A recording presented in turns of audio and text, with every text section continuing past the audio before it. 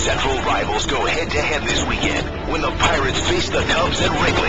Swing and a miss. He struck him out. The pregame at 3 Eastern, first pitch at 4.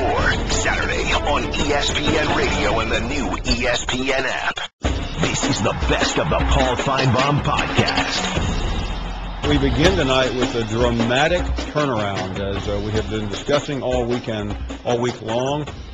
Nick Saban addressing the media on Monday night, talking about why he kicked Jonathan Taylor off the team. You certainly remember the story on Taylor, the defensive lineman who was booted out of Georgia by Mark Richt after a second offense, the most egregious allegations of domestic violence. That case has not yet been heard. He was brought into Alabama on zero tolerance, and Saturday night he was arrested. Interestingly, today we learn that the woman involved, we don't know her name, has recanted her story. The 24-year-old accuser told police that she had been in a verbal confrontation that turned physical with the 6'4", 335-pound Taylor.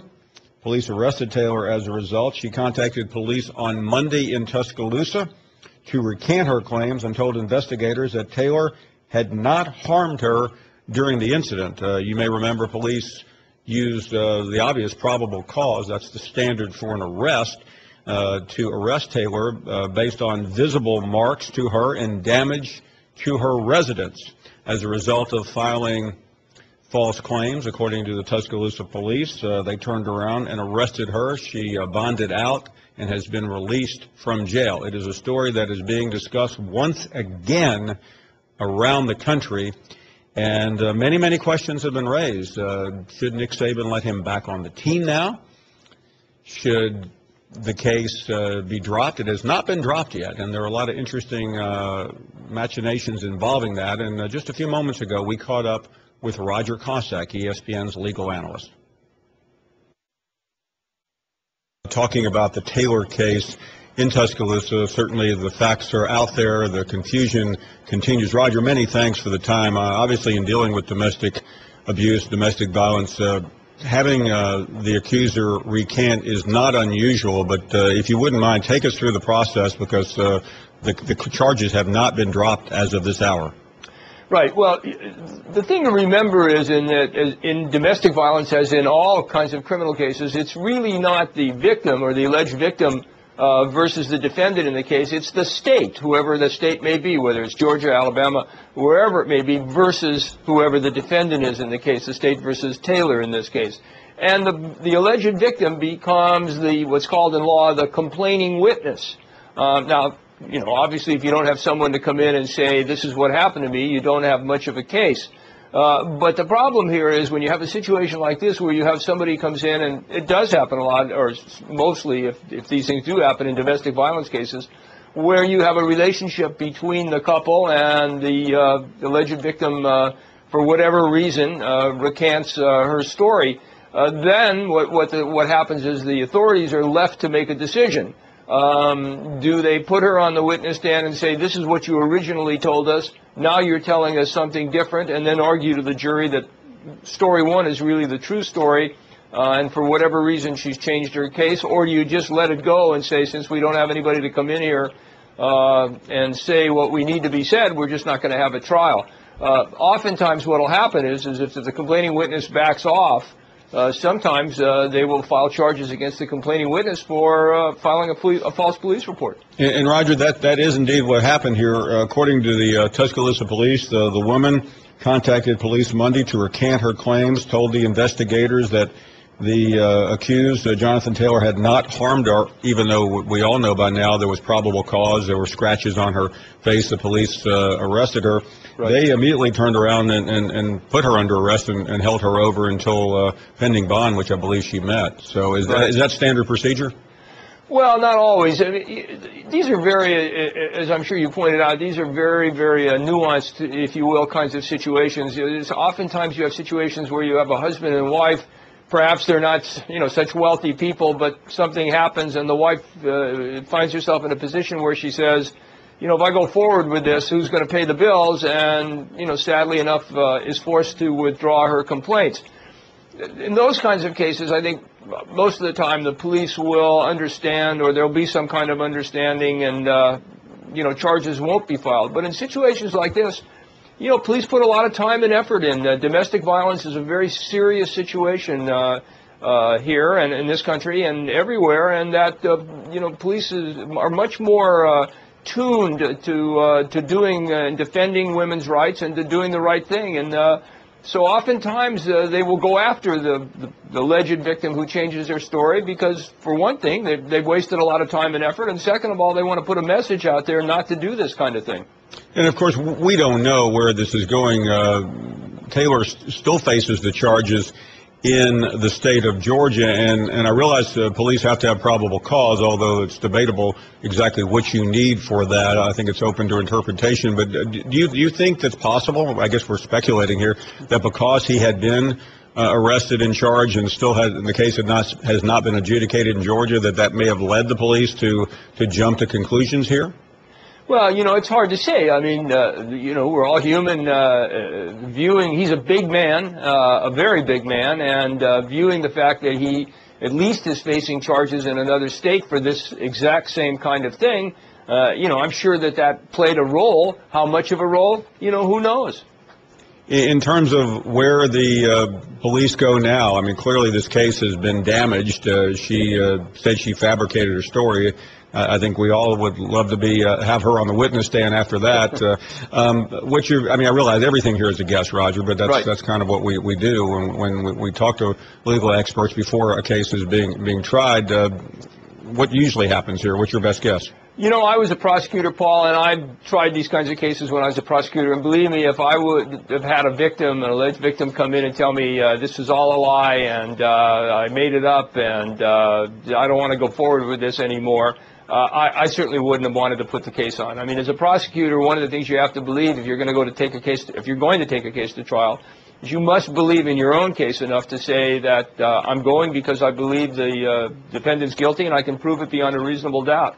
I would have questions with that. If the person who I was dependent on came back and told me I just lied, I made the whole thing up, I don't think I'd want to go to trial with it. In the case of this, and you've seen this before, you see it all the time, we're talking about a big-time football program. As a prosecutor, your antennas probably do go up, but there's still not much you can do about it without evidence, is there?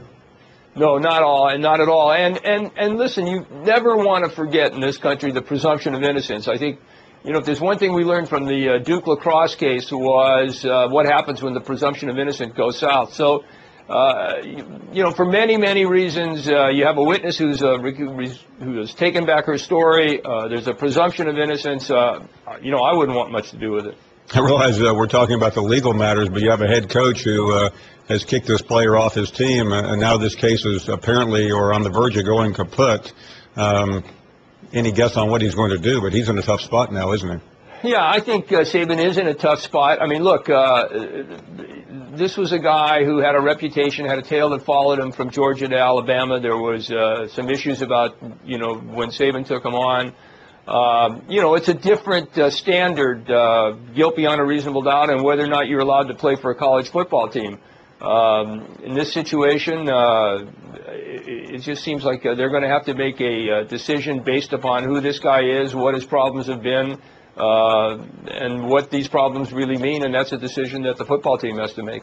Of course, this is just one of the big hot buttons in all of sports right now. Has nothing to do with any of these decisions. Roger, many thanks for your time. It's always good to visit. My pleasure. This is the best of the Paul Finebaum podcast. Waiting to hear more from the Tuscaloosa police, where I think a lot of the bright spotlight is on. They made the arrest. They had probable cause. Now they're trying to figure out what to do, whether they drop these charges, which if you heard Roger Cossack, it's hard to imagine that they don't. But on the other hand, they don't have to. It would be difficult to prosecute, though, without a witness. And right now, they do not have a witness. Scott is up next, and we welcome you to the program. Hello, Scott. Hey, Paul, good afternoon. Hope everything's well in Charlotte. Thank you. Paul, my 2 cents on this Taylor thing is this. Certainly none of us were there, so we don't know, but my godfather was a criminal circuit court judge for many years here in Jefferson County in Alabama. He's since retired, but I remember him years ago telling me this on domestic violence cases like this.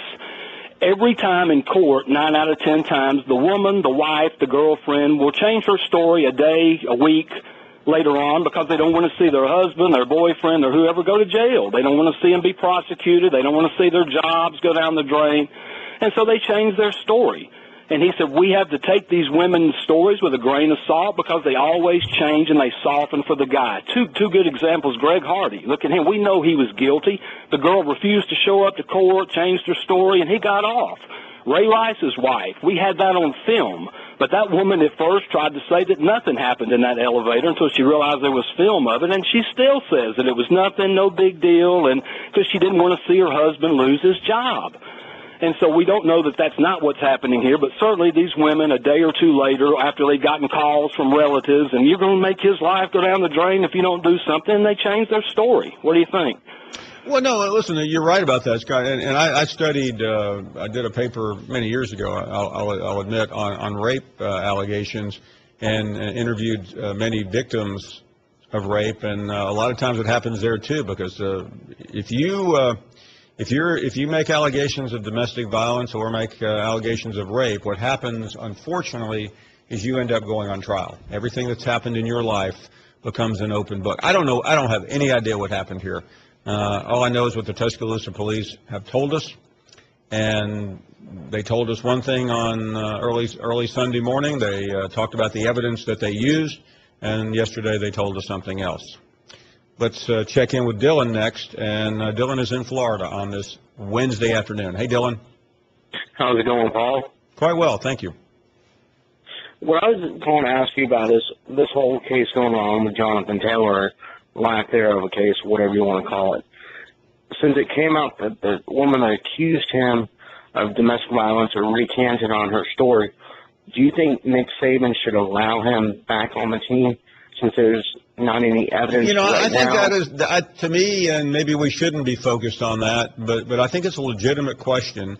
And I think if it comes out, let's say we later learn, and Saban can pick up the phone and call the Tuscaloosa police and get the story as best or better than anyone else, that if this thing was a complete and total fabrication, then in his mind, if he felt things were okay with Jonathan Taylor then I don't know why he wouldn't reverse that. It's a risk.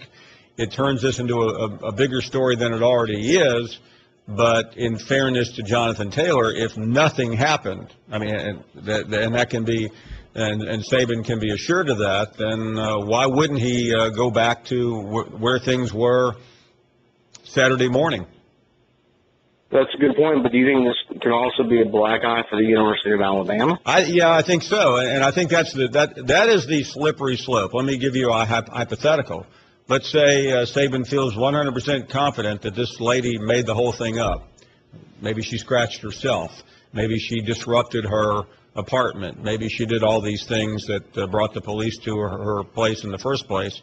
And then he brings Jonathan Taylor back. And you know where I'm going here. What if it happens again? That's a good point, but shouldn't you look at each case on a case? I know one thing. As a defense lawyer, if I had Jonathan Taylor's case, I would be screaming loudly for another chance. But if you're also the legal counsel at the University of Alabama, you're telling Nick Saban, listen, you said what you did, you quasi-defended the young man, even though you said he screwed up and was kicked off the team. I mean, don't forget Saban did say that. I would just let it go. I would think the legal advice from the university would be don't take a chance here, because it would be 100 times worse if you bring him back. But I just got off the phone with Stephen A. Smith, and he has been very strong in his defense of Nick Saban, and he raised the points that you did. What about the young man? I realize everyone has predisposed feelings about him. I'm on record back in January, like many of you, for saying he shouldn't have been admitted to the football team in the first place, but he was. And once he was, it becomes Nick Saban's decision. It was always Nick Saban's decision. And if he is completely innocent in this case, then do you hit the reset button? And I think it's a very legitimate question, but we don't know all the facts yet. We didn't know them all the other night. We were reacting here and yesterday to what Saban said about it, not what happened Saturday night. Most people assume he was guilty. That was never an issue on this program yesterday. No one said, hey, I don't think he's guilty. Everyone just said, sure he is, because that's what we tend to do in society when you get arrested. A lot of people have been arrested falsely. Is this the case? I don't know. Linda is up next. Good afternoon, Linda. Good afternoon, Paul. Well, your two previous callers asked and said what I was going to say, so I had nothing. well, I mean, what do you think Saban should do? I think is a fair question. Well, I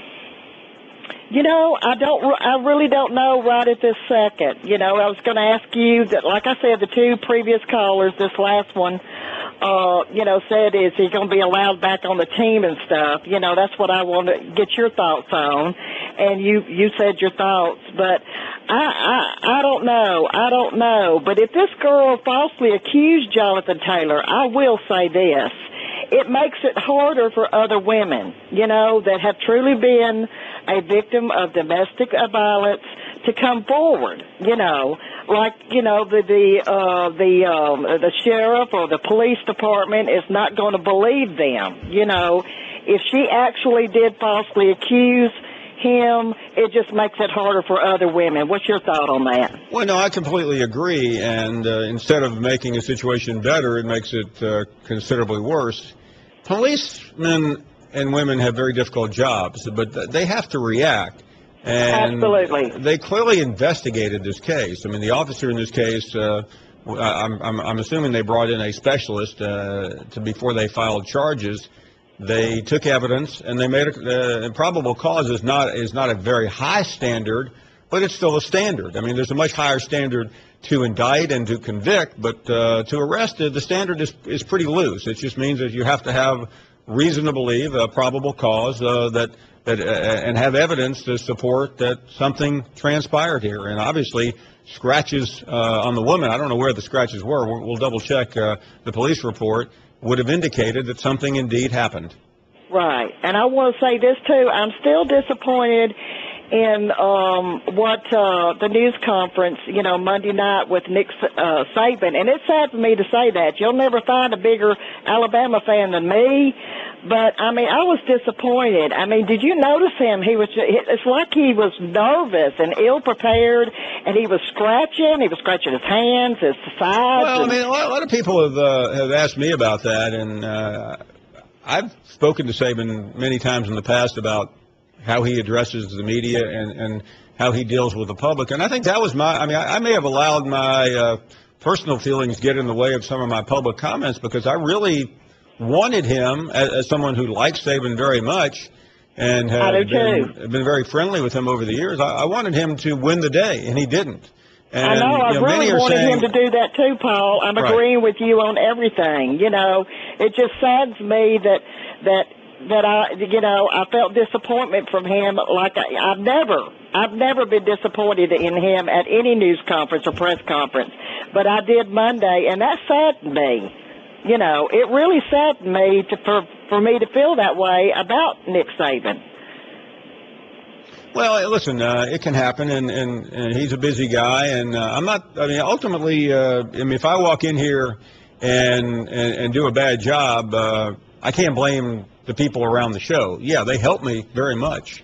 Be prepared for anything that can happen, but ultimately, it's up to me. And in Saban's case, yeah, you could throw one of his assistant people under the bus and say, why didn't you? The only thing I don't know is if Saban was unaware of the fact that it was on live television coast to coast. And that shouldn't be an excuse, Linda. But right. You do sometimes, if you walk in a room and think the local guys are rolling on it, there's a difference in that, in your body language, than knowing that ESPN is broadcasting it live. And I will get the answer. I've already heard inside that he did not know that. I don't know that for a fact, but I've heard enough that I believe he didn't know it. But that's a minor issue. You shouldn't just only grandstand when you're on ESPN as opposed to local television, but sometimes it does influence the way you answer questions and the way you treat the media. This is the best of the Paul Finebaum podcast. We welcome Dave Hart, the athletic director at the University of Tennessee. A week ago, Dave, I hope you weren't anywhere near radio or television.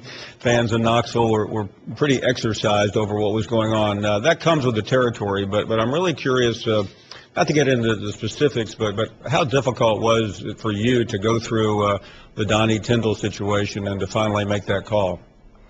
It's always difficult, Paul, regardless of the circumstances. Anytime you are terminating an employee, it's a difficult environment, without question and without exception. And as you made that decision, you certainly didn't do it overnight. I mean, this was something that had been building and coming down the tracks. Were you able to try to reckon that it would not work? You would probably have to make that call, while on the other side of your head or your brain realize you needed a new coach and start thinking forward on that. How did that work?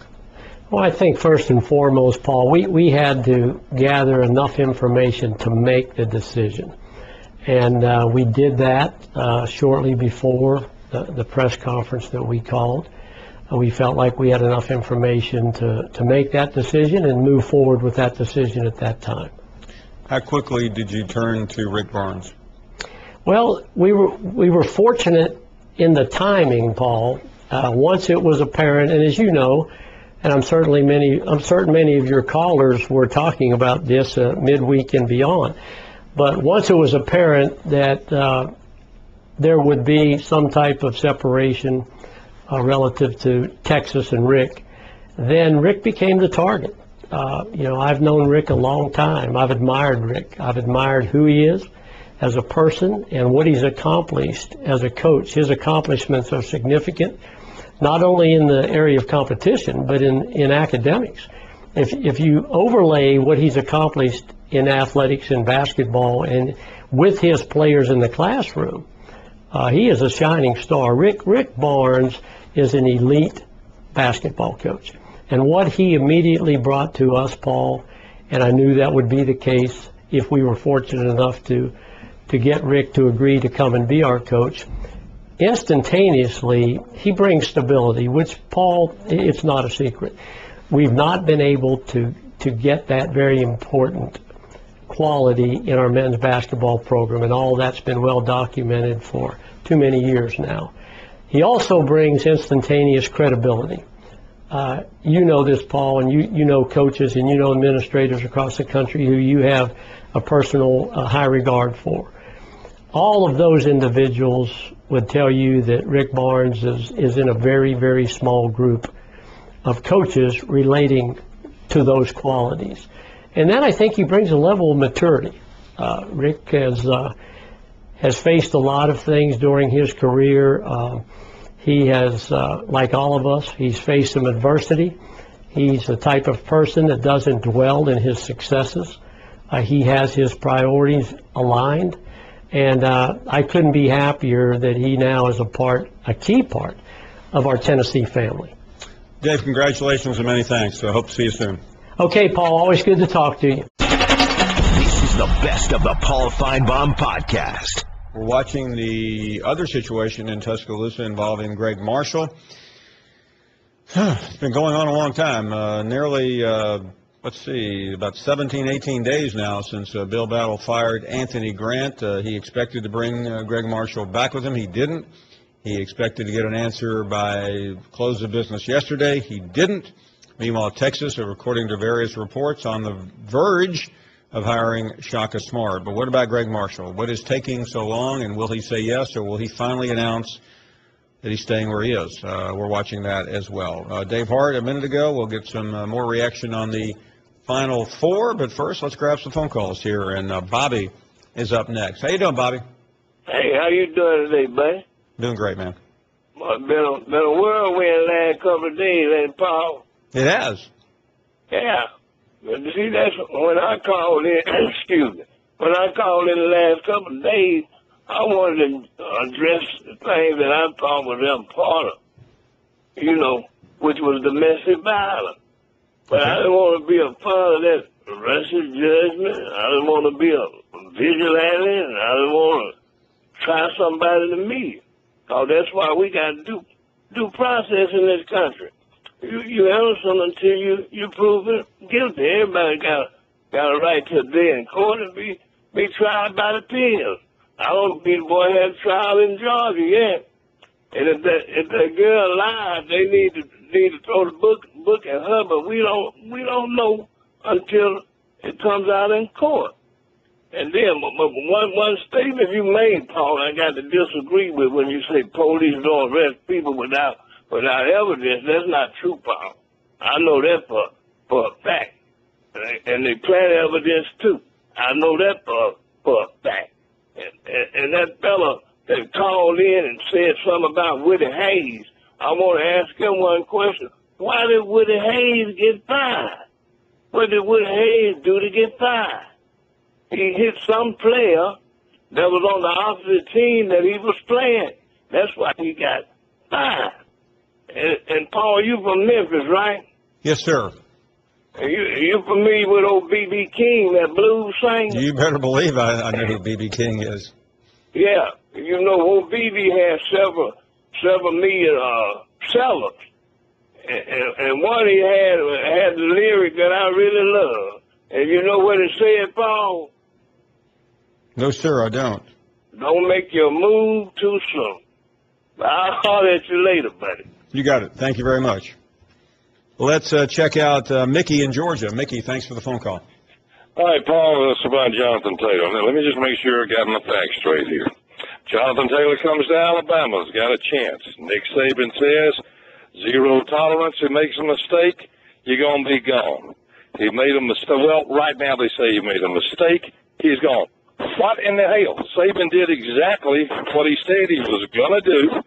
Everybody's upset because they don't like the way he carried himself at a press conference.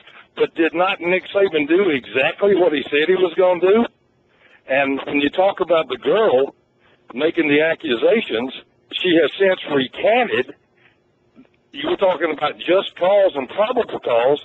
Going by your statement, obviously the police had to have had something with this girl to file charges on her to arrest her. So it's a two-way street in that regard. The media is upset because Nick Saban didn't give them what they wanted in his press conference, and so let's just come down on Nick Saban. Well, let me ask you a question, Mickey. Mickey, let me ask you one question. What do you think the media wanted from Nick Saban Monday night? I think that the media wanted Nick Saban to come out and say, I made a mistake here. Okay. And you're not going to get that from Nick Saban. That's just who the man is. The bottom line is he did what he said he was going to do, and he made that announcement, and he followed through on the statement that he made. Okay. And what do you want? Then where should we go from here? Well, you go from here. I think you need to wait and let it play out. Check this girl's story out. I don't think the girl, if she knows that she's going to be arrested, I don't think she's going to admit to something. But I think she knows she was in the wrong. And now listen, domestic abuse is the worst thing in the world. But obviously, this girl's got a story, and I think the police are realizing there's more to it than what they thought, and thus with just cause, she was charged for lying. Okay. Thank you very much. Let's check out Robin in Kentucky. Hey, Robin, thank you very much. Hey, Paul, how are you today? I'm well. Okay. I just wanted to comment on the Rick Barnes hire at Tennessee. I'm a huge UK fan, but I've followed Rick Barnes for years. I just think he's a really classy guy and a really great coach. And I think Texas kind of made a mistake for letting him go, but I think Tennessee's really going to a great advantage for them to get him. He's just class all the way around. I watched him the other day when he gave his speech leaving Texas, and I don't know. I think he's a really good guy, and I'm happy for Tennessee. I'll be hating to root against him, but I think it's good for Tennessee, and I think he's a great fit for them because as soon as they announced that he might be let go of Texas, my husband said, "Man, they ought to look for him at Tennessee or Alabama," and then sure enough, the next day I think they said Tennessee was going after him. So I'm just glad to see the guy doing really good. Well, thank you very, very much. I'm glad you like him. He is certainly making an impression. Debbie is up next. Hey, Debbie. Hi, Paul. How are you today? All good. You're looking great. And I was going to say, tell you that I'm about 30 minutes from your studio, me and Nick and the devil. You going to let us in? Yeah, I heard you. Your statement here yesterday became big news. Well, are you going to let us in? You better believe it, Debbie. April Fools. Got me. Man, somebody had to pull blind gets me every time, man. Joke. I know that wasn't a good one. I tried to think of a good one, but then I thought most of them were not,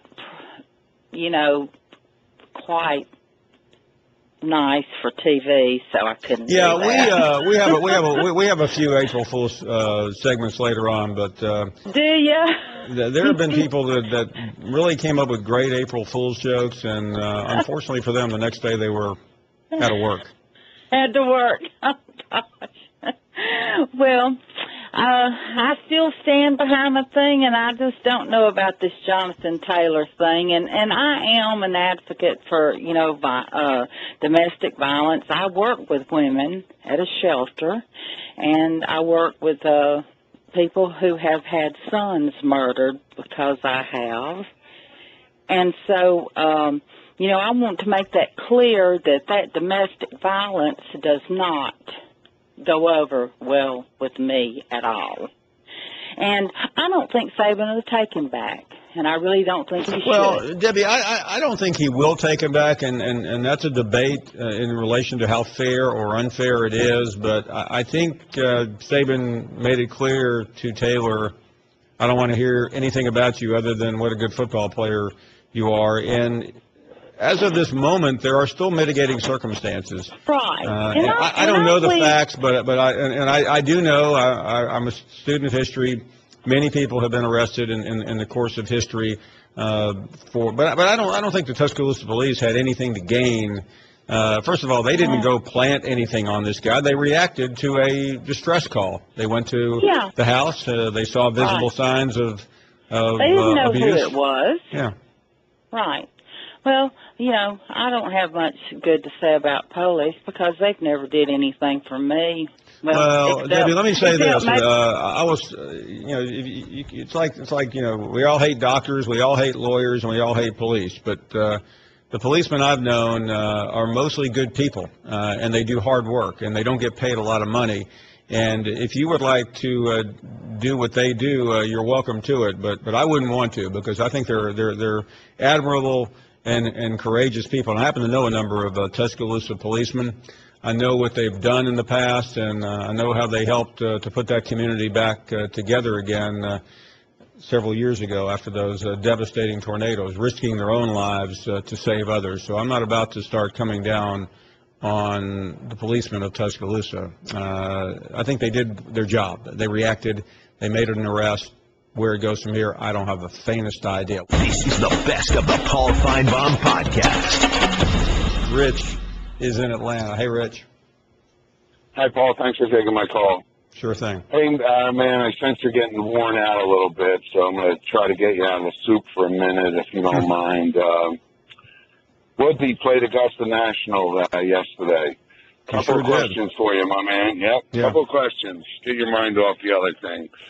A, do you think he's going to play? B, do you think he's going to make the cut? C, do you think he'll contend? And D, which may supersede A through C, is are you going to root for him? I do think he will play. Listen, he didn't go there because he enjoys the course and the dogwoods and azaleas, Rich. I mean, he went there on a mission, and he wanted to find out if his game is up to that course. And I will tell you this, as someone who has seen, who covered Tiger's first appearance at Augusta, his first win, and have seen him there many, many times since, he believes he can win Augusta no matter what. And I think he will win the Masters at some point in his career. I don't think it will be this year. I don't think he's quite there yet. Hard to answer on the cut, because the cut at Augusta is pretty weird because, as you know, and some who don't follow golf, Rich, it is not the strongest field of the year. You have a lot of people in there who start the tournament with no chance of winning. Right. So I think he has a better shot there than at the U.S. Open or the PGA or the British, but I believe he'll play. And at this moment, I'd probably give him if he plays, of course, I'd give him a slight edge to make the cut. Right, but it's so tough knowing that course as you do, and his woes right now are all chipping related. Mm-hmm. You know, he looked like me, you, and John out there.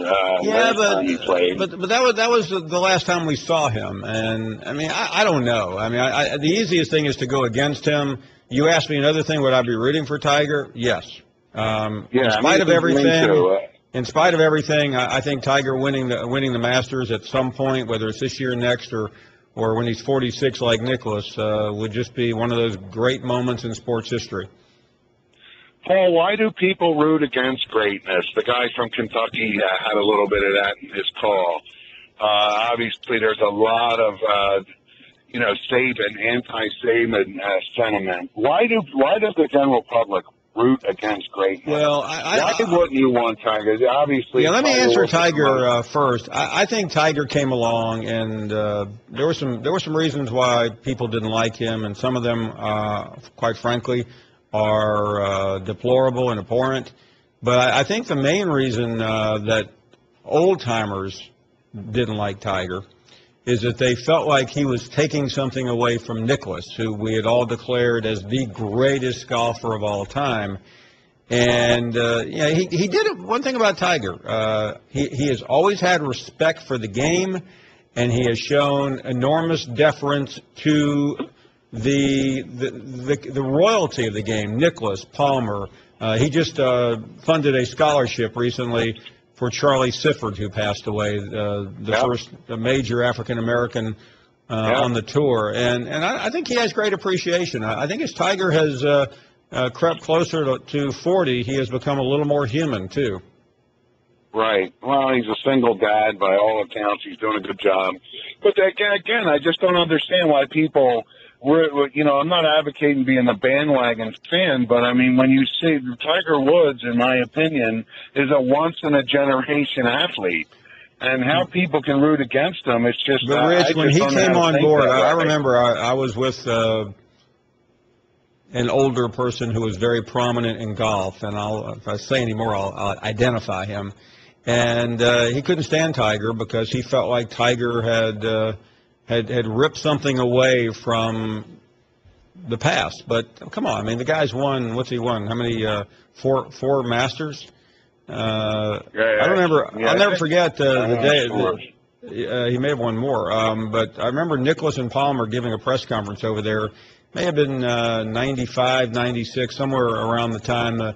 Tiger, I think, won in 97 for the first time, but he played for the first time in 95. Nicklaus and Palmer gave back-to-back press conferences, and they said he could possibly win 10 Masters. And you know what? At the time, he could have.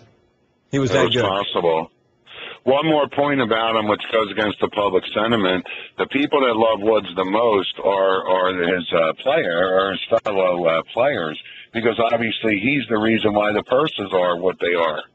And yeah, but you know that. Another reason why, though, Rich, he brought people into the game that a lot of old-timers didn't want around the game. And I remember I walked with him his final round in 97, and, I mean, there was Phil Knight, and there were athletes of all different professional affiliations that had never been to Augusta before, but and a lot of the old-timers didn't like that.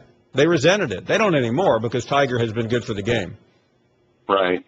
Okay, well, thanks for taking my call, Thank Paul. you very much. Hang in there today, okay, buddy? See ya. Hard to believe, but at this moment, next Wednesday, we'll be watching the par 3 contest of the Masters, and then you know spring has arrived. This is the best of the Paul Finebaum podcast. Charles is up next. Hey, Charles. Hey, Paul.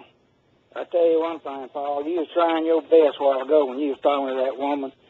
Come on, name the enemy. Who's trying to get Alabama in trouble? You was trying your best to get her to say Auburn. That's what you was trying to do, wasn't it, Paul? Huh? Auburn's That's trying exactly to right. I was trying to do that. Well, let me tell you something. Nick Saban, Has that ever happened before, Charles? That Auburn, have Auburn or Alabama people ever been accused of paying someone to make up a story about the other side? No. Yeah, they have. Alabama have. That's what's happening now. They trying to blame that woman now. Want to recant her stuff. You take a look at her face with that 6'4", 345-pound defensive lineman smacked her in the face. You couldn't pay her enough money to take a lick like that. Everybody's trying to blame everything on Auburn. Nick Saban is their own worst enemy. He's the one getting himself in trouble. I tell you what, Paul, there's going to be more Alabama football players wearing white uniform next year than there are the crimson and white. The white uniforms are going to be the Alabama Department of Corrections. That's what they're going to be wearing, white.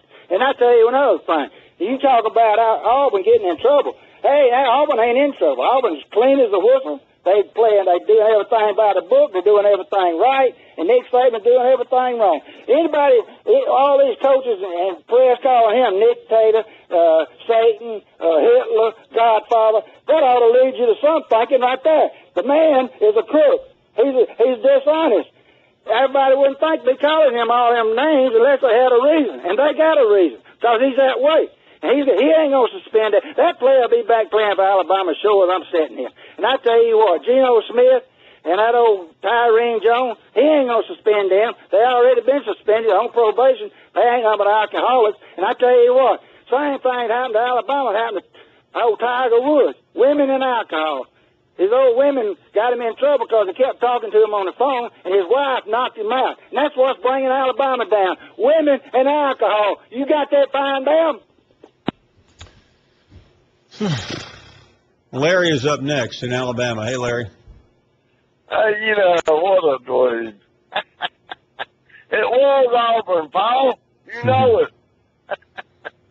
Gus Malzahn was ahead of the pack, man.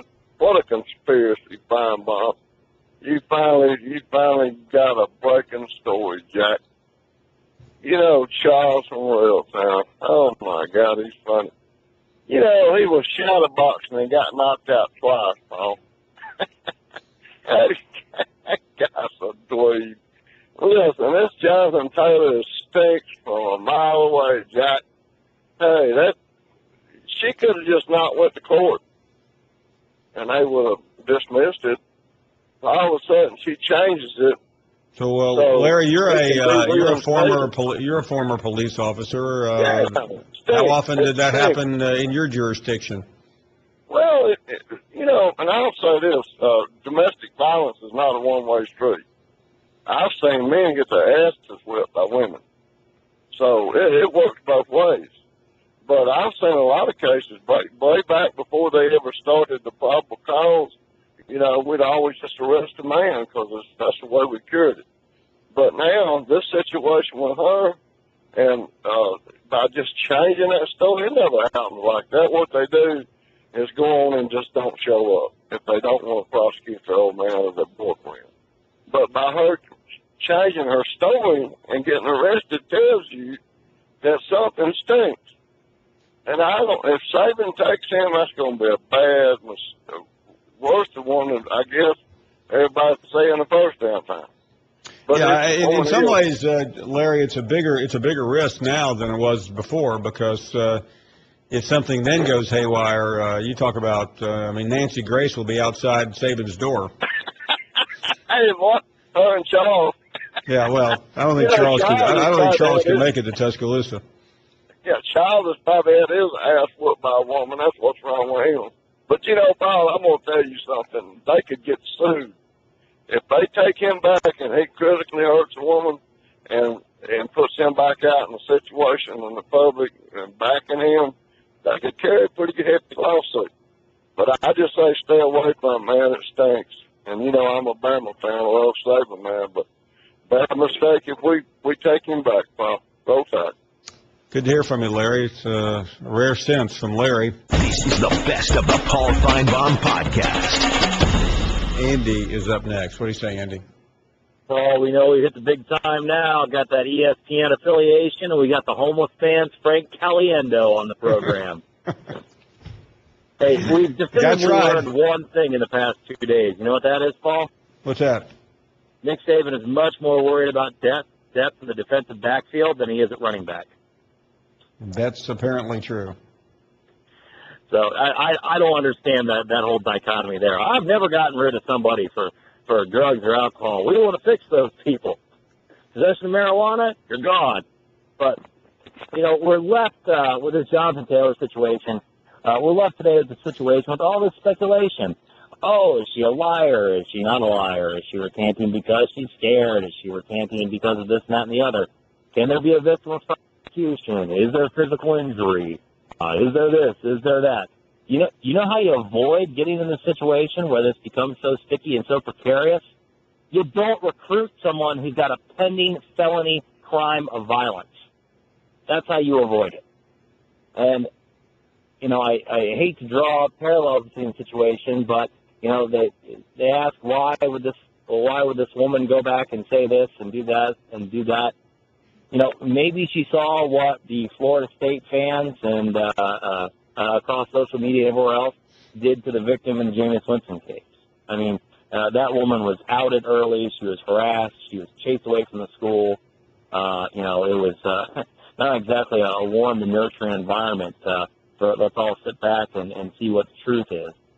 There's obviously a lot riding on this for Jonathan Taylor, and I don't know what happened. But I would further speculate that the only reason that charge is still pending in the state of Georgia is because they're probably trying to get some sort of deal on the table that if he has future good behavior, he's going to be able to avoid that felony. So, I mean, that's just another domino that would be set up, if this charge were able to progress through and he would indeed be convicted. But I would just hope that we all can agree that the reason why this is so sticky and why this is so up in the air and why there's so much strife and dissension about all of this is because you took such an unnecessary risk on someone who had obviously very clear character flaws and serious issues chasing them around.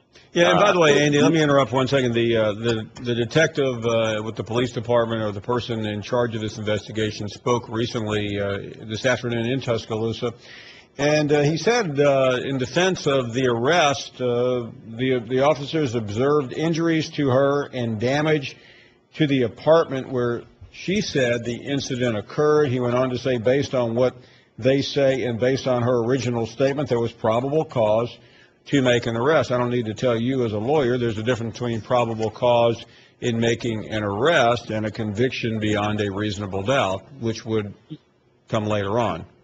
Obviously, different standards of proof. But the other thing that the public seems to lose sight of at times is, listen, we don't live in an institution of beyond a reasonable doubt to be allowed to, be paid to play college football.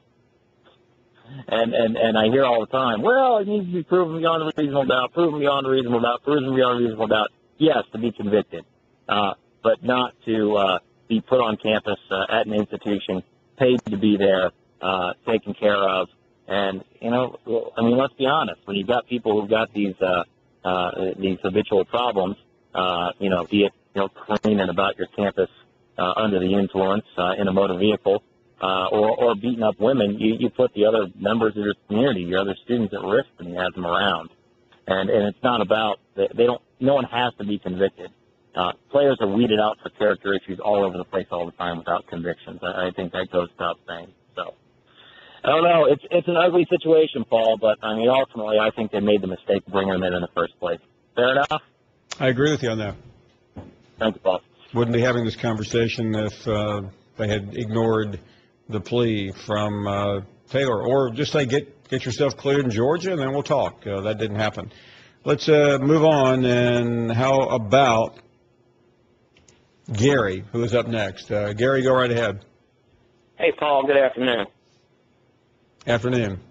Hey, I just want to tell you from a military police officer perspective. I served in military police in the Army for several years, and of course dealt with a multitude of law enforcement activities that include domestic violence. And it's basically, comes down to, I'm glad you touched on that, because that's what I was going to call in about, is when they show up to a scene, to a domestic violence scene, you interview the parties involved, interview any witnesses if there are any there, and you look at the physical evidence that's around them.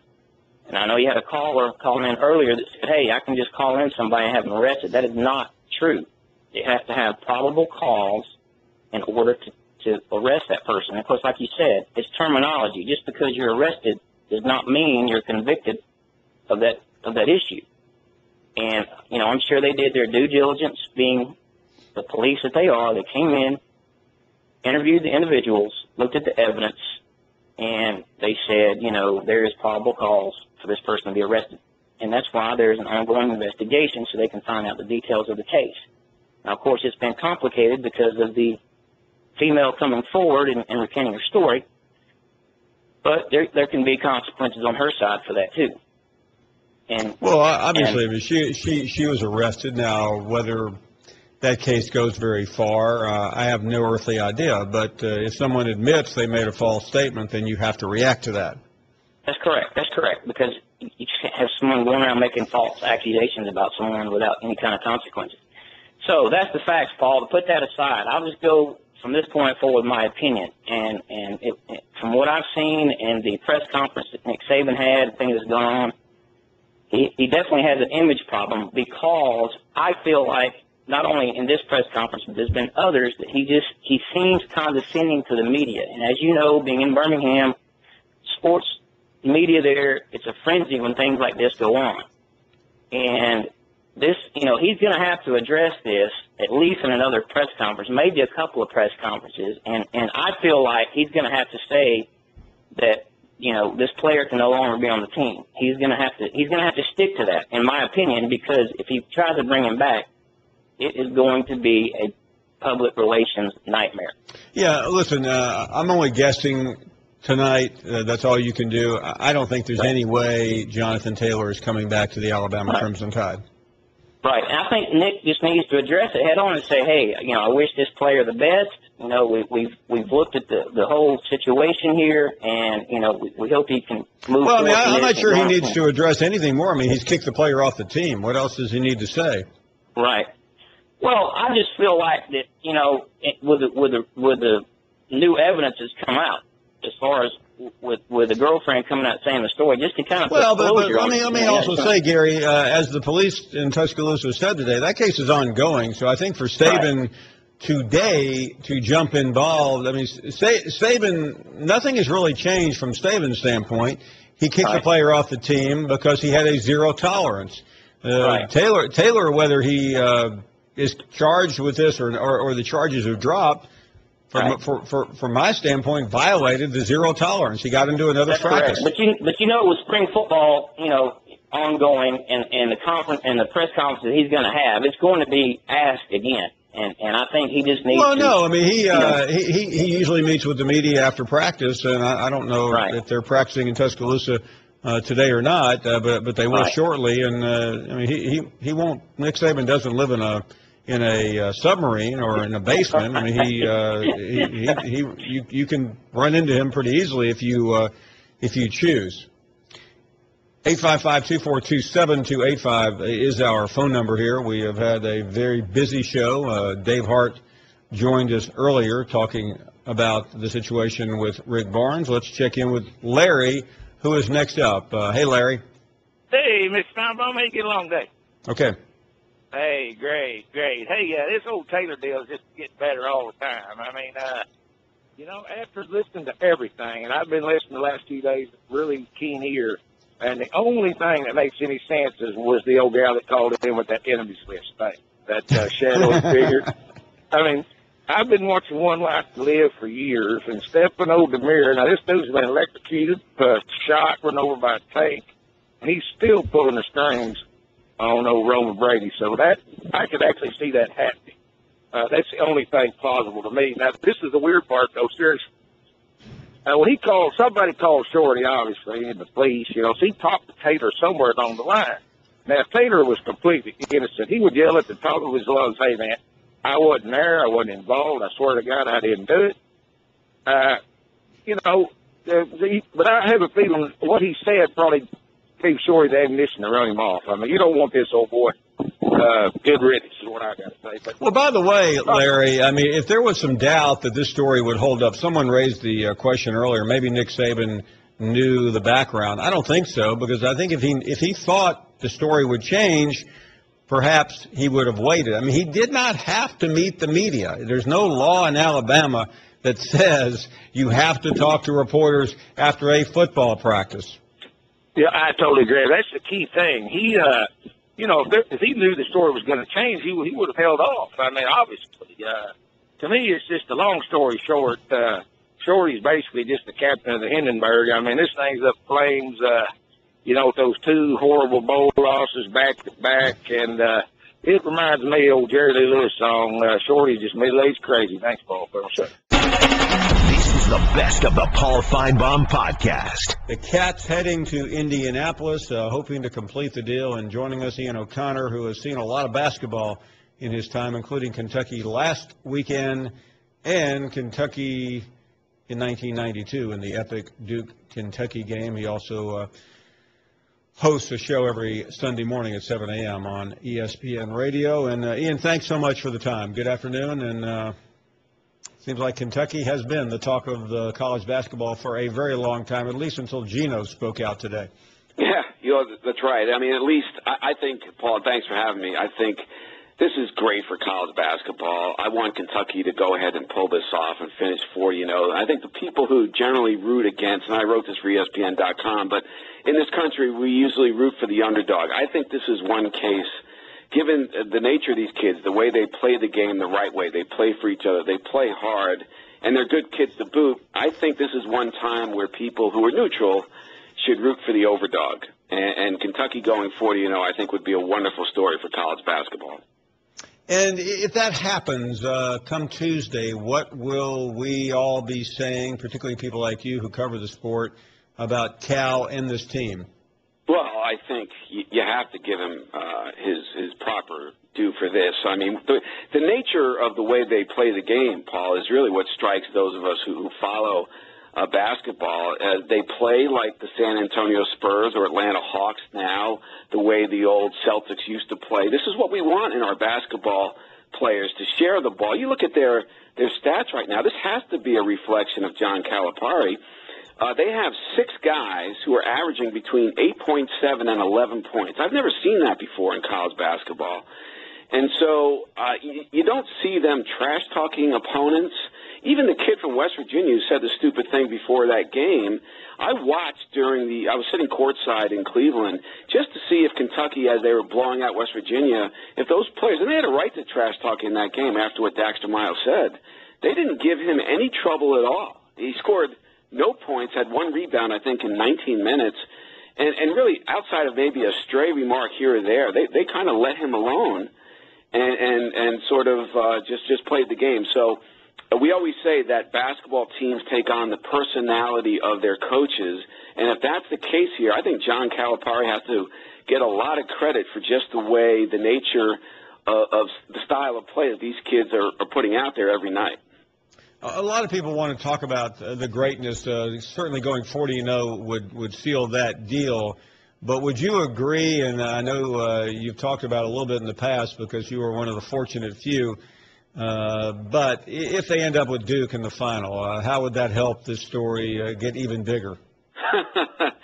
Well, Jerry Tipton, who I'm sure you know, has been around this team and this program forever, Kentucky that is, and said that's the one school, Duke, that the fan base there just will not accept a loss to. If this dream season is going to end, they just do not want it to be against Duke. Let it be against Wisconsin if that's the fate of this team, not to get to 40-0. So I think that game, it's not going to be the Magic Bird final in 1979 that really created the NCAA tournament as we know it today, Paul, but I think that the ratings for that game would be off the charts. And, yeah, I was there in 1992. That is the greatest single sporting event I think I've ever covered in 29 years of doing this, when Leitner hit the shot. Sean Woods, who made the great shot, people forget, to put Kentucky up with 2.1 seconds left. He beat Hurley off the dribble and he shot over Leitner. He beat 2 of the greatest college players of all time to make that shot. After Leitner hit his at the buzzer, Woods fell face first right at my feet in disbelief and in agony. So Kentucky cannot, I think, accept that fan base a loss to Duke in the final. Now, is Duke capable? Yeah. The way they're playing, the amount of NBA players they have on their own roster, certainly they're capable of doing it. But I think Kentucky surviving Notre Dame, to me, if they could survive Notre Dame that night, I think they'll survive anything, and I think they will go ahead and win the national championship. Ian, as you know, our colleague Gene Wojciechowski did the book about that famous game. Will he be outside the stadium trying to sell copies, if that's the case? If I were him, that's what I would do. It was a great book, though. It was, and that was a great moment. And, you know, Rick Pitino to this day still regrets not putting somebody on Grant Hill. But I remember, of course, when Kentucky beat Duke in the regional in St. Petersburg years later. I think that eased the sting of 92. I don't think it erased it. In fact, I was in the Kentucky locker room after that game, and I asked Ashley Judd, does this take away 92 or neutralize it? And I think if I remember her answer correctly, she said some of it, not all of it. If Kentucky goes 40-0 and produces the greatest season in college basketball history and beats Duke in the process, I think that it really does take away the sting of 92 for those old enough to remember what it felt like that night in Philadelphia. You raised a question. I've been meaning to ask someone with great knowledge about Ashley Judd. When did this Ashley Judd fascination begin? I mean, when did she start becoming the poster child for Kentucky basketball? Not that I'm against it. I'm curious for some perspective. I'm not really against it either. And in fact, when she answered that question in the locker room, I'm trying to remember if that was 1998. I believe it was. I think it was. Yeah.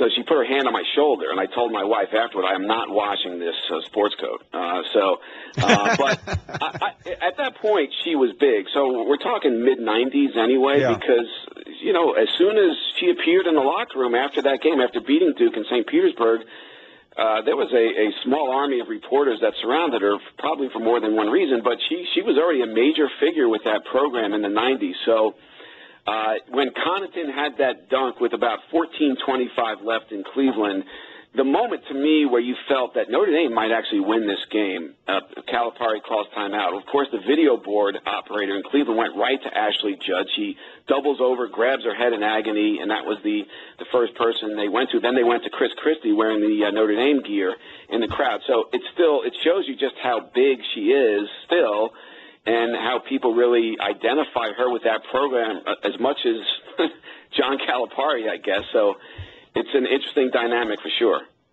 As we wind down, you're also known as a preeminent golf writer. You'll be in Augusta a week from today. Will Tiger Woods be there? And if he is, not as a former champion going to the dinner, but getting ready to tee off on Thursday, if he does tee off, how will he do? I suspect, Paul, he'll play. I think that there's little chance he would fly his plane into Augusta, play a practice round as he did yesterday, and then not play. And so apparently he played okay when he did play. And I think golf needs him there.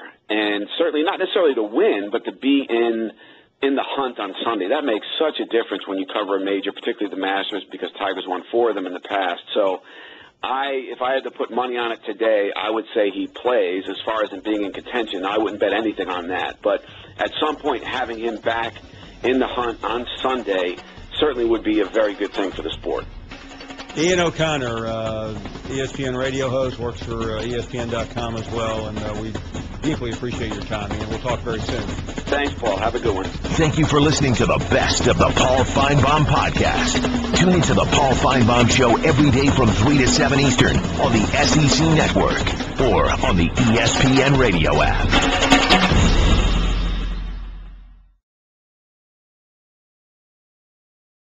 Geico presents Strange Savings Stories. Astronomers detected an interstellar transmission. It stated, Geico, 15 minutes could save you 15% or more. The implications were staggering. Was the cosmos telling us we could all save hundreds on car insurance with Geico? Or did their radar merely pick up a signal from the nearby Rufus and Clyde's morning show? We may never know. Geico. 15 minutes could save you 15% or more on car insurance. Major League Baseball on ESPN Radio. Last season, the Pirates reached the postseason for the second consecutive season, only to be sent home early after losing the wild card. Will they return for the third straight year? This weekend they face the Cubs, who have plans to make their first postseason berth since 2008. The Cubs and Pirates. The pregame at 3 Eastern, first pitch at 4. Saturday on ESPN Radio and the new ESPN app. Two of baseball's best go head-to-head in interleague action when the Tigers head to St. Louis to face the Cardinals. That one is gone. The pregame at 7 Eastern, first pitch at 8, Sunday on ESPN and ESPN Radio.